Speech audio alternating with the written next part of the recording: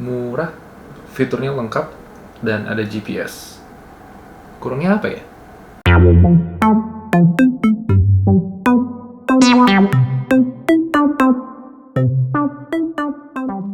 Hey, what's up everyone? Back again with me Adito di channel Adito Aditya. Nah, mungkin kalian bertanya-tanya kenapa gue bikin video tentang Amazfit BPU Pro lagi setelah sekian bulan. Alasannya adalah karena selama sebulan belakangan gue tanpa sadar menjadikan si Amazfit BPU Pro ini sebagai daily driver gue. Dan belum lama gue ngecek video review gue tentang Amazfit BPU Pro yang gue upload 4 bulan yang lalu, itu viewsnya naik jadi 5K dari cuma sekitar 500. Jadi gue yakin kalian juga penasaran. Maka dari itu gue memutuskan untuk bikin video ini di mana gue akan ngebahas pros and cons atau hal yang gue suka dan gue nggak suka dari Amazfit BPU Pro.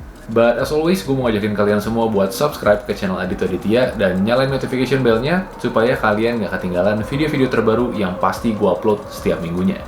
Oke, kalau gitu langsung aja kita ke main konten dari video ini. Inilah dia pros and cons dari Amazfit BPU Pro. Selamat menikmati.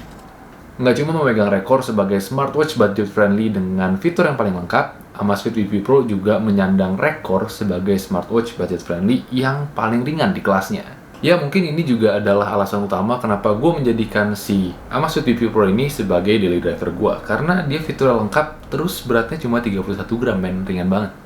Ya, intinya Amazfit BPU Pro ini sukses membuat gue lagi-lagi lupa kalau misalkan gue lagi pakai jam. Nyaman abis lah pokoknya. Yang kedua, masih dari segi desain, strapnya itu yang berukuran 20 mm dibuat seelastis mungkin, sehingga kalau urusan kenyamanan, gue rela untuk menyembah si Amazfit BPU Pro ini. Yang ketiga, dari segi fitness mode. Nah, tadinya gue mau ngebandingin si Amazfit BPU Pro ini sama Eagle Tempo 3 dan Halo GST yang barusan gue bahas, karena bodinya sama-sama kotak. Cuma setelah gue lihat dari segi sports mode atau fitness mode, gue ngerasa agak kurang bijak kalau misalkan gue bandingin mereka bertiga. Karena Amazfit BPU Pro akan dengan mudah mempermalukan Halo GST dan Eagle Tempo 3 dari segi fitness mode. Ya, gimana enggak? Karena fitness mode yang ada di Amazfit BPU Pro ini itu ada lebih dari 60 dibandingin sama Eagle Tempo 3 dan Halo GST yang nyampe 15 saja enggak.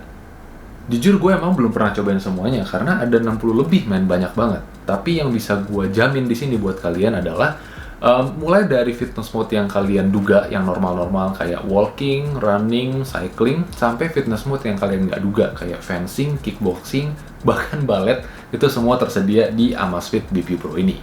Jadi kalau urusan sports mode,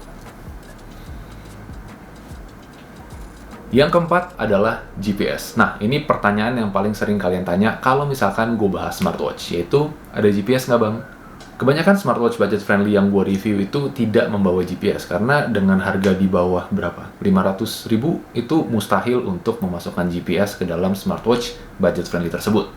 Tapi hanya dengan menambah sekitar 200-an ribu, kalian bisa mendapatkan fitur GPS di Amazfit BPU Pro ini. Yang dimana mungkin fitur GPS di Amazfit BPU Pro ini bukan yang terbaik, tapi dengan harga 700 ribuan kalian udah dapet GPS di smartwatch kalian, why not? Jadi jawabannya si Amazfit BPU Pro ini mempunyai GPS dan recordnya kalian bisa lihat semuanya di aplikasi melalui smartphone kalian. Yang kelima adalah battery life. Udah gua tes dan udah terbukti bahwa baterai dari Amazfit BPU Pro ini awet banget. Gua tes dengan full push notification, baterainya itu bisa tahan sekitar 7-8 hari sebelum si Amazfit BPU Pro ini benar-benar habis baterainya. Tapi kalau misalkan kalian pakainya buat standby aja, baterainya itu bisa tahan 10-12 hari. Mantap. Yang berikutnya adalah fitur water resistant. Yes, fitur ini hadir di Amazfit BPU Pro. Grade-nya 5 ATM, yang membuat si Amazfit BPU Pro ini bisa menyelam hingga kedalaman 50 meter.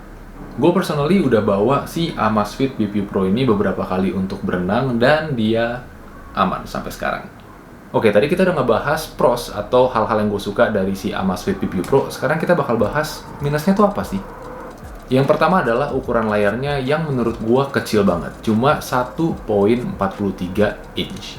Yang dimana ukuran layar tersebut jauh lebih kecil dari kebanyakan smartwatch zaman sekarang. Nah, hal ini mungkin ngebuat si Amazfit BPU Pro ini bukan untuk kalian-kalian yang suka smartwatch dengan layar besar. Yang kedua adalah kualitas layarnya. Nah, ini nih yang sering banget gue protesin. Nah, gue kan anaknya outdoor banget nih. Buset, outdoor banget.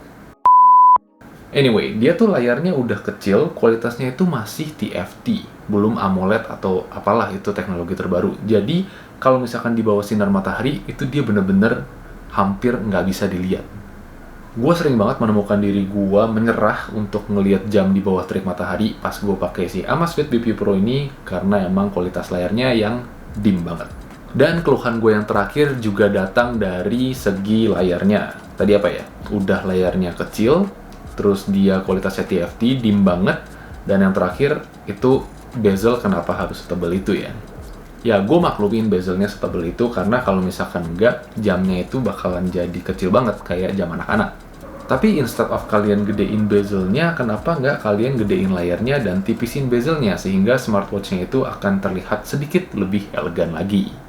Yang dimana hal tersebut membuat gua mungkin tidak merekomendasikan Amazfit BP Pro buat kalian yang suka pakai smartwatch untuk fashion, karena ini desainnya benar-benar ya udah sporty banget dan sangat mengedepankan fitur. Oke, itu tadi adalah keluhan dan pujian gua terhadap Amazfit untuk smartwatch-nya, yaitu Amazfit BP Pro. Nah, kalau misalkan gue ditanya apakah gue masih akan beli si Amazfit BP Pro setelah gue nonton video ini, jawabannya masih, karena minusnya menurut gue hanya dari segi layar, dan itu akan ketutup dengan fitur yang berlimpah, dengan kenyamanan yang benar-benar top class, dan juga dengan harga yang menurut gue untuk smartwatch yang punya GPS itu cukup budget friendly.